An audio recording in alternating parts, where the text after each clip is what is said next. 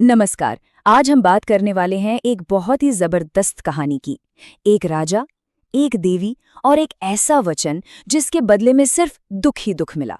तो चलिए इस अनोखी कहानी की गहराइयों में उतरते हैं। यही वो सवाल है जो इस पूरी कहानी की नींव है। जरा सोचिए, किसी से प्यार में एक वादा कर लेना और फिर उस वादे को निभाने के लिए अपना सब कुछ दांव पर लगा देना।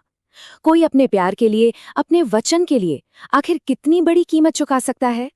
कहानी की शुरुआत होती है एक नदी के किनारे से, जहां राजा शांतनु की नजरें एक बेहद खूबसूरत, एक रहस्यमयी स्त्री पर जाकर टिक जाती हैं। उन्हें तो खैर इस बात का बिल्कुल भी अंदाजा नहीं था कि ये एक मुलाकात उनकी पूरी जिंदगी, उनकी पूरी तकदीर बदलने वाली है। राजा शांतनु ने जैसे ही उसे देखा, वो उसकी सुंदरता और उसकी दिव्य आभा में बस खो से गए। पहली ही नजर में उन्हें उससे प्यार हो गया। एक ऐसा जबरदस्त खिंचाव था कि वो चाहकर भी खुद को रोक नहीं पाए। पर वो स्त्री, जो असल में देवी गंगा थी, उन्होंने शादी के लिए एक बड़ी ही अजीब और कह सकते हैं बहुत कठोर शर्त रख दी। एक ऐसी शर्त जिसे सुनकर कोई भी इंसान एक बार तो जरूर सोच में पड़ जाएगा। लेकिन राजा शांतनु तो उस वक्त प्यार में जैसे पूरी तरह डूबे हुए थे। उन्होंने एक पल भी नहीं सोचा और फौरन उनकी शर्त मान ली, अपना वचन दे दिया।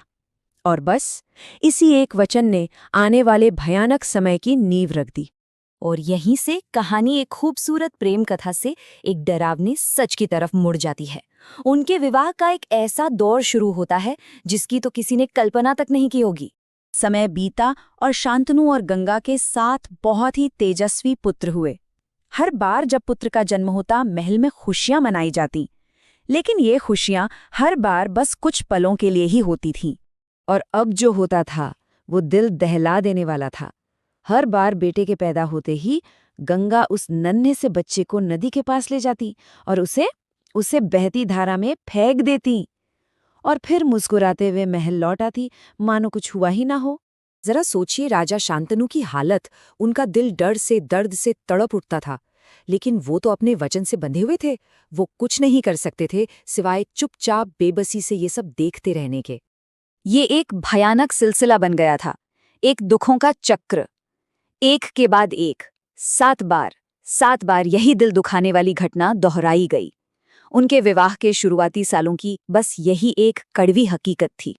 पर अब कहानी एक ऐसे मोड़ पर आती है जहां एक पिता का दिल, उसका प्यार, उसके दिए हुए वचन पर भारी पड़ जाता है। ये मौका था 8वें बेटे के जन्म का। जैसे ही गंगा अपने 8वें बेटे को लेकर नदी की ओर बढ़ी, राजा शांतनु का सब्र टूट गया। उनसे और बर्दाश्त नहीं हुआ। सालों से जो दर्द उन्होंने अपने दिल में दबा रखा था, वो एक पिता के प्यार के आगे हार गया। और आखिरकार राजा की खामोशी टूटी। उनके शब्द दर्द और गुस्से से भरे हुए थे। उन्होंने गंगा को रोककर वो सब कह दिया जो इतने सालों से उनके दिल में एक तूफान की तरह उठ रहा था। तो शांतनु के सामने एक नामुमकिन चुनाव था। एक तरफ वो वादा था जो उन्होंने अपनी पत्नी से किया था और दूसरी तरफ अपने मासूम बेटे की जिंदगी। और उन्होंने अपने बेटे को चुना। राजा के सवाल पूछते ही गंगा रुक गई और बोली, वचन टूट गया है और शर्त के मुताबिक अब उन्हें जाना ही होगा। उन्होंने कहा कि वो इस बच्चे की जान बख्श देंगी, पर इसे अपने साथ लेकर जाएंगी। इस घटना के बाद कई साल बीत जाते हैं और अब हम आते हैं इस कहानी के सबसे हैरत अंगेज, सबसे शानदार मोड़ पर। गंगा और अपने बेटे के जाने के बाद राजा शांतनु का दिल पूरी तरह टूट गया था। उन्होंने जैसे तैसे खुद को बाजकाज में व्यस्त रखा, लेकिन अपने बेटे की याद उन्हें एक पल के लिए भी नहीं भूली। और फिर एक दिन शिकार करते करते वो उसी गंगा किनारे पहुंचे। वहां उन्होंने एक ऐसा नजारा देखा जिस पर यकीन करना मुश्किल था। एक तेजस्वी नौजवान ने अपने बाणों से शक्तिशाली गंगा की पूरी धारा को रोक रखा था। ये एक अविश्वसनीय दृश्य था। और उसी पल वहां देवी गंगा प्रकट हुई। उन्होंने उस युवक को अपने पास बुलाया और राजा से कहा, राजन, ये कोई और नहीं, ये देवव्रत है, आपका और मेरा 8वां पुत्र। ये वो पल था जिसका राजा शांतनु ने सालों साल इंतजार किया था। गंगा ने बताया कि देवव्रत की शिक्षा दीक्षा सर्वश्रेष्ठ गुरुओं के सानिध्य में हुई है। उन्हें महर्षि वशिष्ठ से वेदों का ज्ञान मिला है। वो शुक्राचार्य जितने ही ज्ञानी हैं। और युद्ध कला में तो वो स्वयं परशुराम को टक्कर दे सकते हैं। मतलब वो हर तरह से एक आदर्श राजकुमार था, जो राज्य संभालने के लिए पूरी तरह से तैयार था। ये एक पिता और पुत्र का बहुत ही भावुक पल था।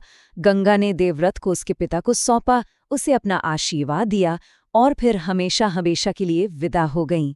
और उस राजकुमार का नाम था देवव्रत, जिसका मतलब है वो जो दिव्य वचन का पालन करे। देखें तो कितना सटीक नाम, जो इस कहानी के मूल यानी वचन और प्रतिज्ञा से सीधा जुड़ा है। ये किस्मत का खेल देखिए। एक टूटे हुए वचन की वजह से देवव्रत को जिंदगी मिली, और यही देवव्रत आगे चल के इतिहास में भीष्म के नाम से जाने गए। एक ऐसे महापुरुष जिनकी पहचान बनी उनकी ही एक अटूट प्रतिज्ञा से। पर वो प्रतिज्ञा क्या थी? खैर, वो एक और कहानी है जिसके बारे में बात करेंगे फिर कभी।